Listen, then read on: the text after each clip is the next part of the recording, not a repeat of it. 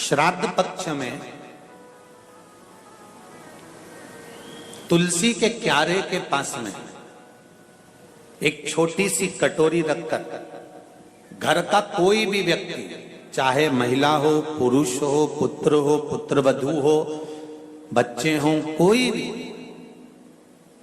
हथेली में गंगा जल लेकर अपने पूर्वजों का स्मरण कर और वो गंगा जल काशी विश्वनाथ के नाम से अपने पूर्वजों का नाम लेकर वो कटोरी में अगर 5 बार या 7 बार छोड़ देता है तो उसके पूर्वजों को पिंडदान और तर्पण की जरूरत नहीं पड़ती, उनको मोक्ष प्राप्त हो जाता है।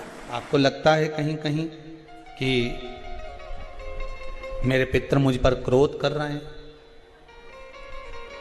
आपको कभी कभी लगे कि मेरे ऊपर पितृ दोष लगा हुआ है या पितरों का श्राप लगा हुआ है, या हमारे यहाँ पर लोग अधोगति में ज़्यादा मर जाते हैं, हमारे यहाँ ये काम ज़्यादा हो जाता है, तो निवेदन है, श्राद्ध पक्ष चल रहा है, प्रयास करिएगा।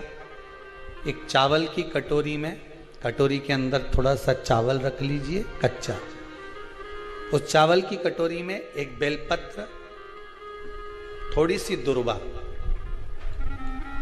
बांधकर पानी का मटका, परिंदा या जहां अपना रसोई घर में जल रखते हो, उस कटोरी को वहां पर 2 दिन 3 दिन तक रख दो। वैसे तो 16 दिन रखो ज़्यादा अच्छा था, पर जो दिन अपने को मालूम है 2-3 दिन उसको रख दीजिए।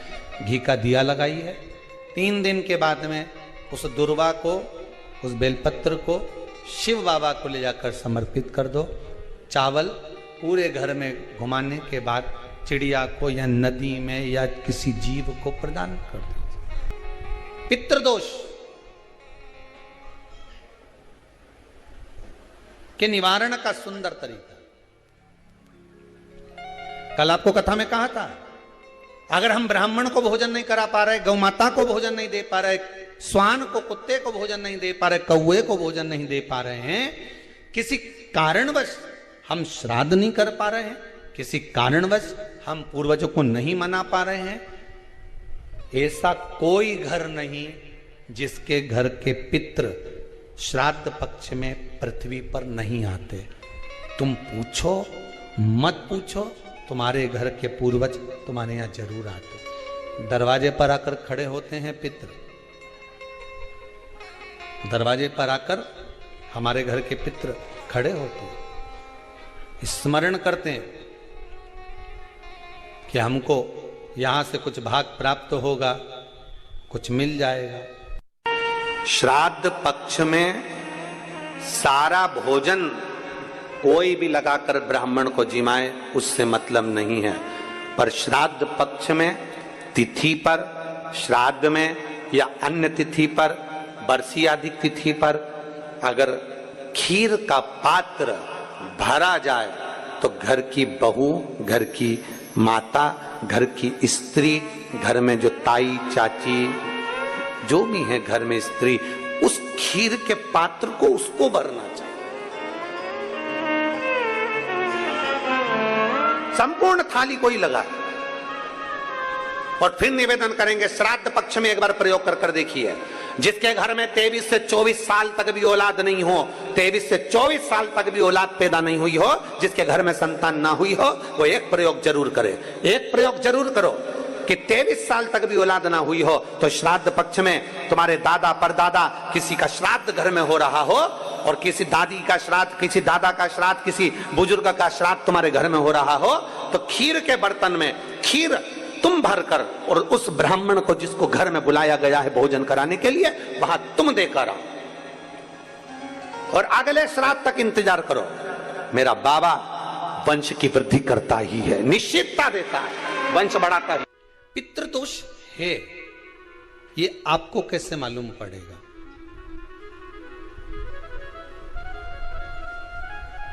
पितृ भूखे हैं, इसका तो वर्णन हमने पहले कर दिया कि रात्रि को जब आप सोने के बाद में 1-1.5 घंटे बाद अगर आपकी नींद खुल जाए, 1 घंटा 1.5 घंटा आप सो लिए, उसके बाद जो नींद खुली तो 1-1.5 घंटे तक अगर आपको नींद नहीं आ रही है, रात्रि को सोने के बाद में 1 घंटे बाद जब उठे तो आपको प्यास लग गई, भूख लगने लगी, प्यास लगने लगी कि मेरे को पानी पीना पड़ेगा, घबराहट हो रही, पानी पीना पड़ेगा। एक डेढ़ घंटे सोने के बाद अचानक नींद खुले और आपको प्यास लगे, समझ लेना आपके पितृ भूखे हैं और प्यासे हैं।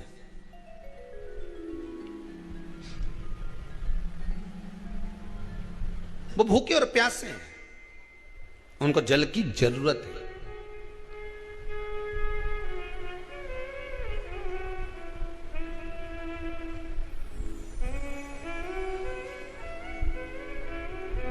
किसी भी नदी में, सरोवर में, कुंड में, बावड़ी में, तालाब में, आप तीर्थ में जाकर जब स्नान करते हैं तो स्नान करने के बाद एक काम का नियम बना लो कि अपने हाथ की अंजलि में जल लेकर अपने पूर्वजों को देना है। प्यासे रहते हैं, भाग मांगते हैं।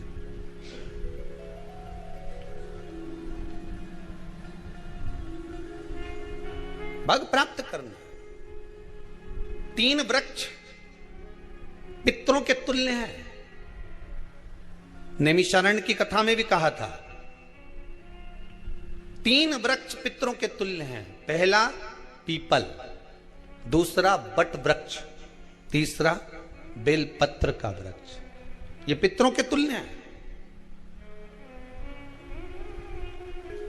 अगर आपको रात्रि में नींद नहीं आ रही है, ऐसा लगता है कि रात्रि को 1 घंटा 1.5 घंटा सोने के बाद कुछ गलत गलत विचार आने लगते हैं, नींद सुबह 3 बजे तक 4 बजे तक नहीं आती, 4 बजे के बाद फिर नींद आती है, तो एक प्रैक्टिकल जरूर कर देखना।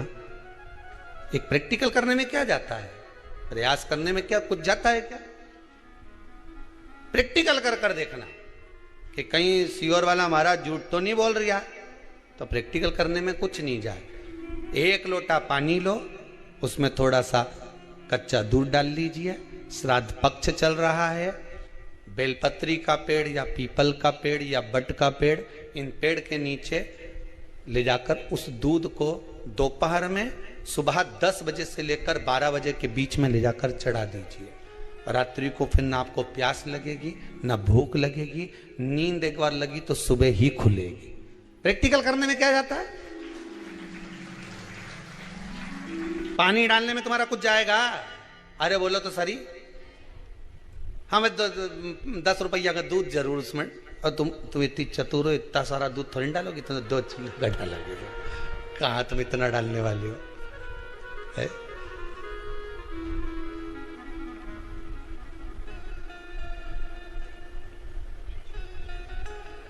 कहा बहुत चतुर लोग हो रहे संसार में हो।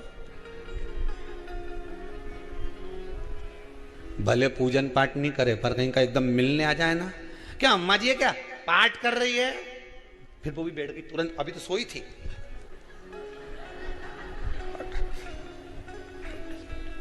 तुरंत। क्या पंडित जी हैं क्या, उनसे थोड़ा काम है, अभी माला जप रहे हैं, मालूम पड़े पंडित जी तो आराम से सेव फल खा रहे थे। अब प्लेट सोफा के नीचे घुसे, तुरंत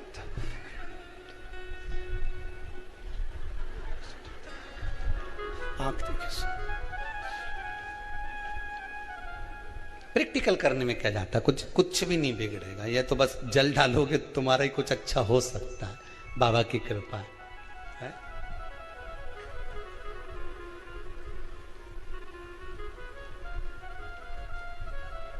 3 वृक्ष पितरों के तुल्य हैं। पहला जम के बोलिए पीपल, दूसरा बट वृक्ष, तीसरा बेलपत्री का वृक्ष। तीनों पीपल के वृक्ष में 52,000 ब्राह्मण एक साथ निवास करते हैं, इसलिए पितृतुल्य है। बट वृक्ष ब्रह्मा जी के मस्तक से बना, इसलिए पितृतुल्य है। और बेलपत्री का वृक्ष माता पार्वती जी के अश्रु से बना। जब आंसू गिरे थे माता जगत जननी जगदम्बा पार्वती के, उस समय पर पितृलोक में हलचल उत्पन्न हो गई थी। हमारी नातिन की आंख में आंसू कैसे आ गए? मैनावती की पुत्री है,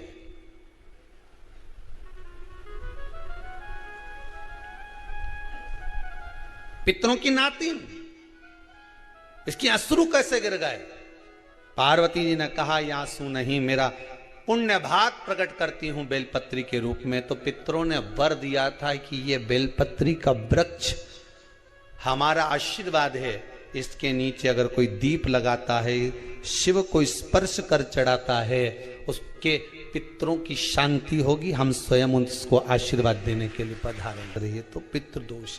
दूसरा पितृदोष का लक्षण बताया, घर में कोई शुभ कार्य ना हो, वंश की वृद्धि ना हो, 1 रुपये कमाओ, 1.25 रुपये खर्च हो रहे हैं, पैसा 10 जगह से कमाई आ रही है पर घर में टिक नहीं पा रही है, आया गया, पितृदोष है। जरा सी कटोरी पड़ी है उसके पीछे विवाद चालू हो जाए, पानी ढुल गया उसके पीछे विवाद हो जाए, या छोटी छोटी बात में घर में क्लेश मचा हुआ है, पितृदोष है। समझ लो हमारे पूर्वज हमसे खुश नहीं, प्रसन्न नहीं। कोई कहता है गुरुजी श्राद्ध बड़े बेटे को करना चाहिए कि छोटे को करना चाहिए? शिव महापुराण की कथा कहती है, अगर जायदाद का पूरा हिस्सा बड़े ने लिया हो और तुमने अपनी माता का दूध ना पिया हो तो एक ही को कर लेने दो। अगर माता का दूध पिया है और अगर एक अंगूठी भी ली है, जरा सा एक कपड़ा भी अगर सास का लिया है, तो श्राद्ध तो तुझे करना ही पड़ेगा, करना ही पड़ेगा। तूने मेरा दूध पिया है तो बिल्कुल जम के तो बोलो। अगर तुमने उनका कुछ खाया है तो अब एक काम और हो सकता है, गुरुजी वो श्राद्ध अगर हम नहीं करें और बड़े भैया करें और हम उन्हीं के यहाँ चले जाएं तो चले जा, मना कौन कर रहा है? पूड़ी का तेल तू ले जा, खीर का दूध 2 थैली तू खरीद के ले जा, जितना वहां वो सेवा करे उतनी सेवा तुम करो। गलत है क्या? जायदाद का भी तो हिस्सा किया था। सुई की नोक के बराबर नहीं धुआं ने, ईंट इधर खसकी है तो हमारी इधर खसका दीजिए। हमारी बसियत में इतना लिखा है तो फिर बसियत में ये भी लिख के जाना चाहिए था। मैं तो क्यों सबके, तुम डरो मत ही रहे एक भी। जब छोरा छोरी के जब सब सामान, प्रॉपर्टी दो ना, जमीन दो ना, जायदाद दो ना, सारा सामान छोरा छोरी के दो, तो उनके लिख के भी जाओ कि हमारी श्राद्ध कर दे अच्छे से, नहीं तो भूतड़ी बन के सताऊंगी। देखिए श्राद्ध करो। कितना दिया तुमको? बोलो ईमानदारी से बोलना, कितना दिया? ढेरों। और एक बात बहुत अच्छे से कहूंगा, आप लोगों के जीवन में उतरे। अगर मायके में भाई, मायके में भाभी, मायके के लोग अगर आपके माँ बाप का श्राद्ध नहीं करते हैं तो बेटी भी अपने माता पिता का श्राद्ध कर सकती है। उसने भी दूध पिया है अपने माता पिता का, पर वो श्राद्ध का भोजन कौन कराएगा? बेटी का पुत्र हो, बेटी की पुत्री हो, वो कराए। और नाम वो नाना नानी का ले ले, करे। अगर वो नहीं कर रहे हैं, वो नहीं संभालते, वो नहीं जानते, तो आप करो तो करे। 2 भाग होते हैं। जब एक रोटी गाय के मुख में दी जाती है, गाय के मुख में जब हम रोटी देते हैं, एक रोटी जब देते हैं, या तो गाय के मुख में 16 श्राद्ध में जब रोटी देते हैं तो रोटी को बीच में से तोड़कर, रोटी का जो भाग होता है उसको, मतलब ऊपर से फुलका का परत नहीं निकालना है। रोटी जो सीधी सीधी है ना, जैसे ये रोटी है तो इसको बीच में से तोड़ लिया, 2 भाग विभाजित कर लिया, नीचे वाले भाग में भी थोड़ा सा गुड़ शक्कर रख लिया, ऊपर वाले भाग में भी गुड़ शक्कर रख लिया, एक के ऊपर एक रोटी को रख लिया, वो गाय को दी। तो अपन श्राद्ध पक्ष में 2 पूड़ी का प्रमाण है कि गाय को 2 रोटी दी जाती है, कुत्ता को 2 रोटी दी जाती है। 2 पूड़ी रख के देते भी नहीं देते? आप लोग तो देते होगे, 2 पूड़ी के ऊपर पूड़ी रखकर, थोड़ा सा मीठा रखकर, नमकीन रखकर, कुत्ते को भी देते, 2 पूड़ी तोड़कर कागा को भी देते। 2 पूड़ी का प्रमाण कहां से आया?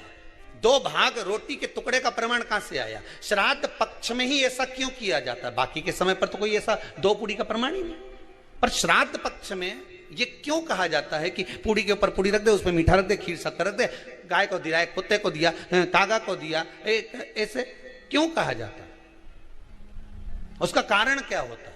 उसका केवल एक कारण है, जो नारी ने भोजन का निर्माण करा है, जो घर की बहू भोजन बनाई है, जो घर की बेटी ने भोजन बनाया है, घर की माता ने भोजन बनाया है। महाराज, पिता पुरुष एक कुल को तारता है, बेटी 2 कुल को तारती है। जब श्राद्ध पक्ष में 2 भाग रोटी के कर कर गाय को देती है, तो 1 भाग तो उसके ससुराल वालों को मिलता है,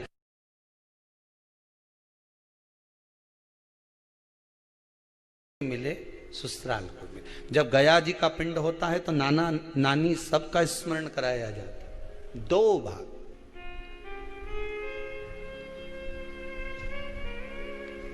पुण्यता प्राप्त। अब लोगों को मालूम तो है नहीं कि 2 पूड़ी क्यों रखते हैं, उसका कारण वर्णित है शास्त्रों, दोनों पक्ष तारने के लिए, दोनों पक्ष का स्मरण कराने के लिए। महाराज, बिंदु प्रेत योनि में पड़ा।